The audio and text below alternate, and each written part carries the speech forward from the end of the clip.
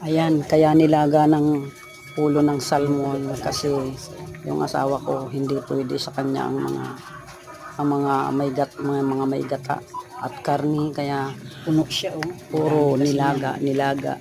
Basta sinabawan, nilaga, inistim, yun ang kanyang mga ito na lang pagkain na malunggay. nararapat sa kanyang katawan kasi mayroon na po siyang kidney problem at mayroon na po siya sa kidney at saka ang kanyang diabetes. Kasi matagal na naman akong Dahil nga sa marami na siyang bawal-bawal, ayun, yan ang ginawa ko, maglaga o nilaga. Ang ulo hinaluan na lang ng mga gulay,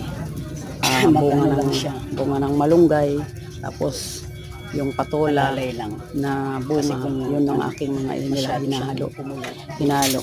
Kaya okay na din po yan guys, lalo sa mga edad namin, mga senior na.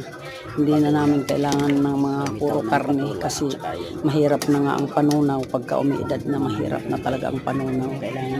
Kaya kailangan na lang talagang pag-isipan na ang mga niluluto ay mga gulay, isda.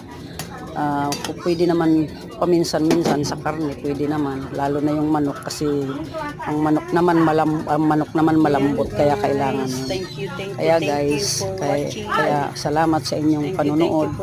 Maraming salamat at sa muli ng aking pagbablog, ang aking pag-upload. Thank you so much. Thank you for watching guys. Bye bye. Thank you.